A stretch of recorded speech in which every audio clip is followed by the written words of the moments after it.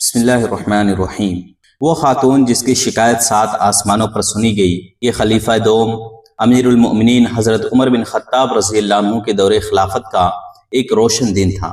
مدینہ کی گلیاں روز مرہ کی زندگی سے آباد تھی اور خلیفہ وقت جن کے روب و دبدبہ سے بڑی بڑی سلطنتیں لرز جاتی تھیں، اپنے سند ساتھیوں اور قریش کے معزز لوگوں کے ہمراہ کسی اہم معاملے پر گفتگو کرتے جا رہے تھے۔ اچانک ایک بار اور مجمع کو ایک ضعیف و ناتواں آواز نے روک دیا۔ اے عمر! لوگوں نے چونک کر دیکھا ایک بوڑھی خاتون جن کے ہاتھ میں ایک لاٹھی تھی، جسے وہ ٹیکتی ہوئی چل رہی تھیں، راستے میں کھڑی تھیں۔ ان کے چہرے پر زمانے کے مصائب کی گہری جھریاں تھیں اور لباس بھی پرانا تھا، لیکن ان کی آنکھوں میں ایک عزم اور ایک حقدار کی فریاد تھی۔ وہ سیدھی امیر المؤمنین کی طرف بڑھیں اور کہا، ذرا رکو، مجھے تم سے کچھ بات کرنی ہے۔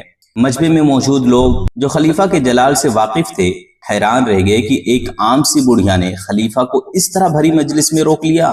لیکن اس سے پہلے کہ کوئی کچھ کہتا، حضرت عمر رضی اللہ عنہ جو اپنی رعایا کے لیے ایک شفیق باپ کے درجہ رکھتے تھے، فوراً رک گئے۔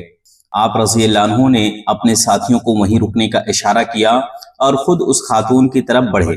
آپ رضی اللہ عنہ نے نہایت عاجزی سے خود کو جھکایا، اپنا مضبوط ہاتھ اس کے کندھوں پہ رکھا تاکہ انہیں سہارا مل جائے، اور اپنے کان ان کے لبوں کے قریب کر دیے تاکہ ان کی کمزور آواز کو بخوبی سن سکے۔ جی امی جان، کہیے، میں سن رہا ہوں۔ وہ بوڑھی خاتون جو دراصل مشہور صحابیہ حضرت خولہ بنت ثعلبہ رضی اللہ عنہا تھیں، اپنے دل کا حال بیان کرنے لگی۔ وہ اپنے کسی ضرورت اور پریشانی کا ذکر کر رہی تھیں۔ وقت گزرتا جا رہا تھا، سورج ڈھلنے لگا اور حضرت عمر رضی اللہ عنہ کے ساتھ کھڑے قریش کے سرداروں کی پیشانیوں پر بل پڑنے لگے۔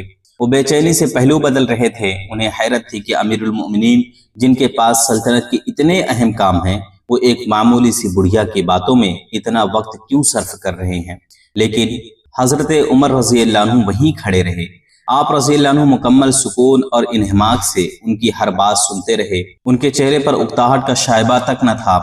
آپ رضی اللہ عنہ اس وقت تک وہاں سے نہیں ہٹے جب تک کہ خولہ رضی اللہ عنہ نے اپنی بات کہہ نہ لی۔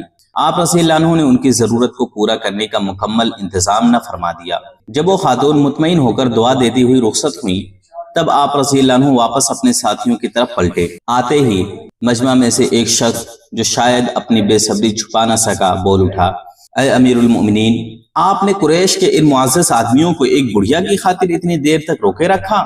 یہ سننا تھا کہ حضرت عمر فاروق رضی اللہ عنہ کا چہرہ جو ابھی اس خاتون کے لیے شفقت سے نرم تھا، جلال سے سرخ ہو گیا۔ آپ رضی اللہ عنہ نے اس شخص کو سخت نظروں سے گھورا، تیرا ناس ہو۔ آپ رضی اللہ عنہ گرجتے آواز میں فرمایا، کیا تو جانتا بھی ہے کہ یہ کون تھی؟ وہ آدمی سہم گیا اور گھبرا کر بولا، نہیں امیر المؤمنین، میں نہیں جانتا۔ حضرت عمر فاروق رضی اللہ عنہ نے فرمایا، یہ وہ عظیم خاتون ہیں جن کی شکایت اللہ تعالیٰ نے 7 آسمانوں کے اوپر سنی۔ یہ خولہ بنت ثعلبہ رضی اللہ عنہ ہیں۔ یہ وہی ہیں جنہوں نے اپنے شوہر کے زہار کے معاملے میں رسول اللہ صلی اللہ علیہ وسلم سے تکرار کی تھی اور پھر اپنا شکوہ براہ راست اللہ کے حضور پیش کیا تھا۔ ان کی فریاد پر اللہ تعالیٰ نے قرآن کریم کی آیات سورہ مجادلہ کی ابتدائی آیات نازل فرمائی۔ بے شک اللہ نے اس عورت کی بات سن لی جو آپ سے اپنے شوہر کے بارے میں تکرار کر رہی تھی اور اللہ سے فریاد کر رہی تھی، اور اللہ تم دونوں کی گفتگو سن رہا تھا۔ پھر حضرت عمر فاروق رضی اللہ عنہ نے مجمع کی طرف دیکھا اور ان کی آواز میں عاجزی اور اللہ کا خوف واضح تھا۔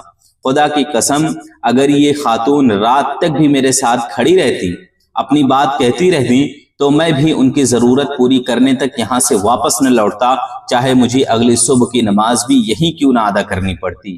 یہ سن کر تمام لوگ خاموش ہو گئے، ان کی گردنیں جھک گئی۔ انہیں سمجھ آ گیا کہ عمر رضی اللہ عنہ کے خلافت کا اصل معیار کیا ہے۔